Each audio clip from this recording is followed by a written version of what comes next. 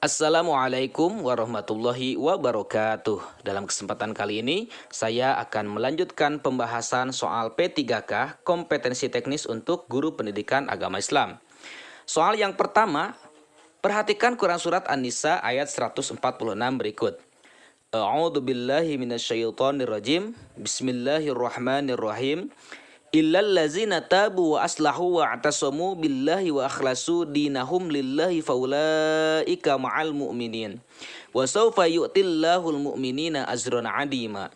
Yang artinya, kecuali orang-orang yang bertobat dan memperbaiki diri dan berpegang teguh pada agama Allah dan dengan tulus ikhlas menjalankan agama mereka karena Allah, maka mereka itu bersama-sama orang yang beriman, dan kelak Allah akan memberikan pahala yang besar kepada orang yang beriman. Makna yang terkandung pada ayat tersebut adalah perintah untuk selalu A. Menggantungkan pada kekuasaan Allah Subhanahu wa taala, B. Mengharapkan pertolongan dari Allah Subhanahu wa taala, C. Mensyukuri nikmat dan karunia Allah Subhanahu wa taala, D. Berpegang teguh pada agama Allah Subhanahu wa taala, atau E. Percaya dengan janji Allah Subhanahu wa taala. Baik, kita perhatikan kembali mengenai terjemahan ya Quran Surat An-Nisa ayat 146 tersebut. Nah, di situ ada kalimat berpegang teguh pada agama Allah. Jadi kita tentukan jawaban untuk soal yang pertama ini adalah D. Berpegang teguh pada agama Allah Subhanahu wa taala. Soal yang kedua, dalam sebuah kecelakaan maut di Tugu Tani banyak menelan korban jiwa. Pada saat peristiwa itu terjadi, Nur Salim berada di tempat kecelakaan itu, tetapi dia selamat tanpa luka sedikit pun. Merasa dirinya diselamatkan oleh Allah Subhanahu wa taala, maka dia pun langsung melakukan sujud dengan membaca lafaz berikut.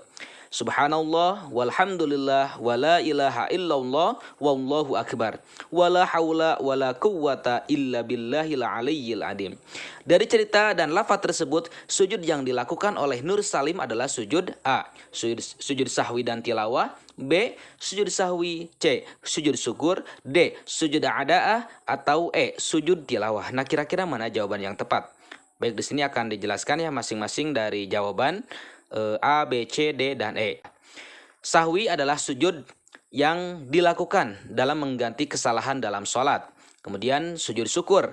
Sujud syukur dilakukan sebagai rasa terima kasih kepada Allah Subhanahu wa taala karena memperoleh terhindar dari bahaya dan musibah. Kemudian sujud adaah, sujud ini dilaksanakan setiap saat melakukan sholat fardu atau sholat sunnah. Kemudian sujud tilawah, sujud yang dilaksanakan ketika membaca atau mendengar ayat sajdah dalam Al-Quran.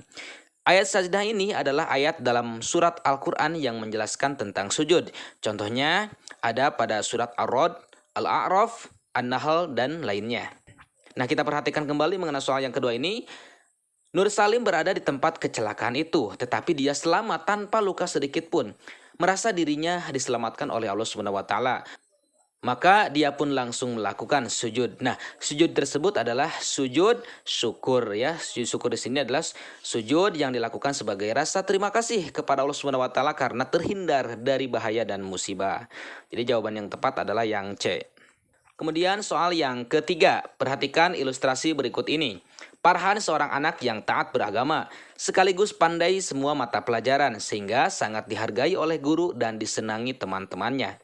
Berdasarkan ilustrasi tersebut menunjukkan bahwa Farhan mengamalkan ajaran Al-Quran. A. Surat Ar-Rahman ayat 33, B. Surat Al-Mujadalah ayat 11, C. Surat Al-Kahfi ayat 109, D. Surat Al-Zumar ayat 9, atau E. Surat Al-Baqarah ayat 3. Nah, kira-kira mana jawaban yang tepat? Nah, di sini kita perhatikan kembali ya, Farhan seorang anak yang taat beragama sekaligus pandai semua mata pelajaran sehingga sangat dihargai oleh guru dan temannya. Nah, mengenai cerita Farhan tersebut adalah sesuai dengan Quran Surat Al-Mujadalah ayat 11. A'udzu billahi minasyaitonir rajim. Ya ayyuhalladzina amanu idza qila lakum tafassahu fil majalisi fafsahu yafsahillahu lakum. Wa idza qilang suju fangsuju yarfa'illahu alladzina amanu minkum walladzina utul ilma darajat wallahu bima ta'maluna khabir. Wahai orang-orang yang beriman, apabila dikatakan kepadamu, berilah kelapangan di dalam majelis-majelis, maka lapangkanlah, niscaya Allah akan memberi kelapangan untukmu. Dan apabila dikatakan, berdirilah kamu, maka berdirilah. Niscaya Allah akan mengangkat derajat orang-orang yang beriman di antaramu dan orang-orang yang diberi ilmu beberapa derajat. Dan Allah Maha teliti apa yang kamu kerjakan. Nah, jadi jawaban yang tepat adalah B. Surat Al-Mujadalah ayat 11. Selanjutnya soal yang keempat, perhatikan hal-hal yang berkaitan dengan mandi wajib berikut ini. Yang pertama, berniat untuk mandi wajib. Yang kedua, mengalirkan air ke seluruh anggota tubuh. Yang ketiga, membaca basmalah sebelum mandi wajib. Yang keempat, berwudu sebelum mandi. Hal-hal yang disunahkan ya, hal-hal yang disunahkan ketika seseorang melaksanakan mandi wajib terdapat pada nomor A 1 dan 2, B 1 dan 3, C 2 dan 3, D 4 saja atau E 3 dan 4. Nah, kira-kira mana jawaban yang tepat? Baik, di sini dijelaskan dalam kitab Takrib Imam Al-Qadi Abu Suja menyebutkan ada 5 hal yang disunahkan saat mandi wajib. Wa sunanuhu khamsatu asya'a at-tasmiyatu wal wudu qablahu wa imrarul yadi 'alal jasadi wal muwalatu wa taqdimul yumna. Dan sunah-sunah ketika melaksanakan mandi besar ada 5. Yang pertama membaca basmalah, berwudu sebelum mandi, menjalankan tangan ke seluruh tubuh terus-menerus dan mendahulukan anggota kanan atas anggota kiri. Baik, kita tentukan jawaban untuk soal yang keempat ini adalah yang E ya, 3 dan 4. Yang 3 itu adalah membaca basmalah. Membaca basmalah sebelum mandi itu hukumnya sunnah. Kemudian yang keempat berwudu sebelum mandi itu juga sunnah. Nah, jadi jawaban yang tepat untuk soal yang keempat ini adalah yang E 3 dan 4. Selanjutnya soal yang kelima. Pak Khairuddin hidup sederhana. Beliau sangat selektif dalam mencari rezeki. Bekerja apapun dilakukan asal halal dan baik untuk memenuhi kehidupan keluarganya. Perilaku Pak Khairuddin merupakan cerminan iman kepada malaikat A. Mikail, B. Israfil, C. Jibril, D. Ridwan, atau E. Yakub. Ya, nah kira-kira mana jawaban yang tepat? Jawaban yang tepat adalah Mikail ya. Jadi malaikat Mikail adalah malaikat yang bertugas memberi rezeki dan hujan. Selanjutnya soal yang keenam, perhatikan peristiwa berikut. Orang muda lintas iman berkumpul dalam acara Tolerance of Worshipers yang diadakan komunitas pemberani pemuda-pemudi berkarya bagi negeri. Hari Minggu 19 November 2017 yang lalu. Kegiatan ini diadakan untuk merayakan Hari Toleransi Internasional yang jatuh pada tanggal 16 November 2017. Tolerance of Worshipers merupakan kegiatan yang ditujukan bagi orang muda lintas iman untuk kunjungan ke rumah-rumah ibadah di sekitaran DKI Jakarta. Ada 5 rumah ibadah yang dikunjungi. Tempat tersebut adalah Kelenteng Kong Miao di TMII, Pura Aditya Jaya di Rawamangun, Pihara Ekayana Arama di Tanjung Duren, Masjid Al-Hidayah di Petojo, dan Masjidil Istiqlal. Dari berita tersebut, pelajaran yang bisa kita petik adalah A. Melibatkan diri dalam upacara agama orang lain. B. Tidak memaksakan orang lain merayakan Idul Fitri. C. Saling mengenal antar umat beragama. D. Saling merayakan upacara agamanya. Atau E. Saling mengingat tanggal penting masing-masing agama. Nah, kira-kira mana jawaban yang tepat ya mengenai peristiwa dalam soal yang keenam ini? Baik, kita tentukan jawabannya adalah C. Saling mengenal antar umat beragama. Selanjutnya soal yang ketujuh. Perhatikan Quran Surat Al-Baqarah ayat 153 berikut. A'udzu billahi minasyaitonir rajim. Ya ayyuhalladzina amanu ista'inu bis-sabri was-shalah.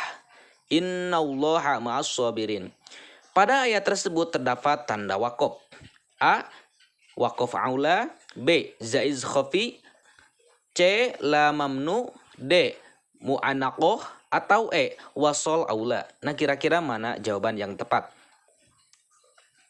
Nah, kita perhatikan di sini ya mengenai tanda-tanda waqaf yang ada dalam Al-Quran. Dan kita perhatikan mengenai Quran Surat Al-Baqarah ayat 153 di atas. Ada tanda al-waqfu aula ya. Dan mengenai al-waqfu aula di sini dalam Al-Quran atau ketika kita membaca Al-Quran di situ lebih utama berhenti dulu ya daripada melanjutkan.